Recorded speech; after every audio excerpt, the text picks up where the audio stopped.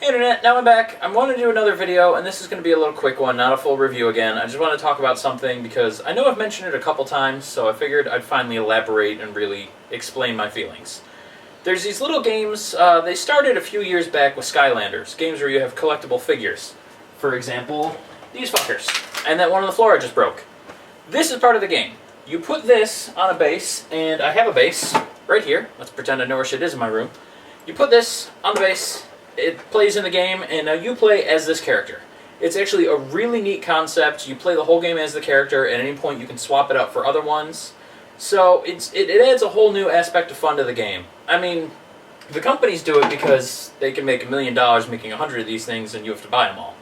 But some games are better than others. Skylanders, for example, the original, the way they do it is every game can be played with any one character. The game comes with 3, so right off the bat, you're golden. You can buy more that'll let you into new areas, or they have different abilities or features, but it's all optional. So if you're a collector like me, you'll end up with 1,000 on your shelf. But any normal person, you just have a couple, you play the game, it's really fun. That's how you want to do the game. That's perfect. Every year they'll release a new game, a couple new figures for it. It's good. It keeps you interested, it keeps it new and fresh. You can still use your old characters to go forward, so you don't have to invest if you don't want to.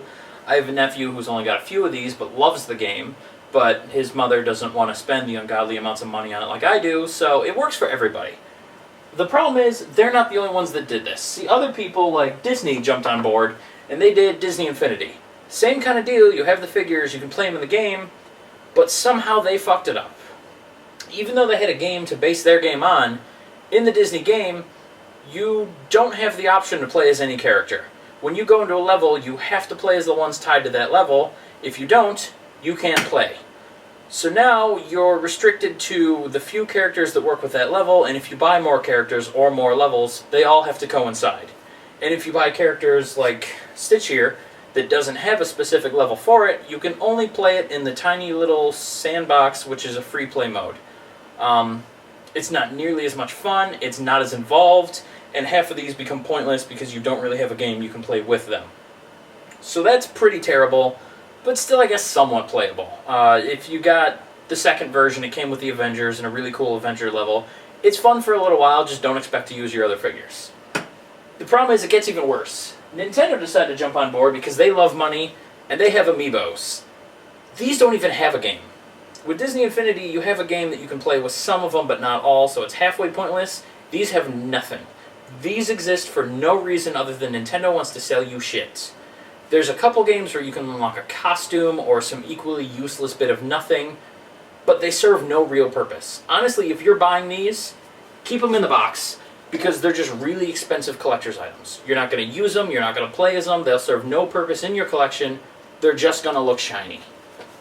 How they fucked this up, I have no idea, but really, just don't. They're pointless. Not only that, but unlike Disney Infinity, or Skylanders that have these nifty little portals, when you want to turn your Amiibo on, you have to stick it on the controller.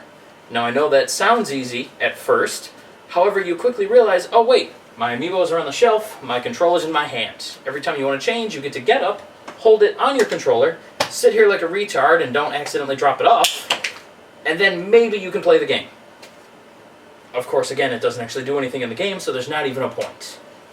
So really, all this rambling is just to say, Nintendo sucks, Disney sucks, and as much as I hate to say it, Activision actually did something right for once. So if you're going to do the collectible thing, buy the Skylanders. They actually have a new one coming out later in the year, and believe it or not, Nintendo was smart enough to at least integrate a couple of Amiibos with it, so 2 of them might be worth buying soon.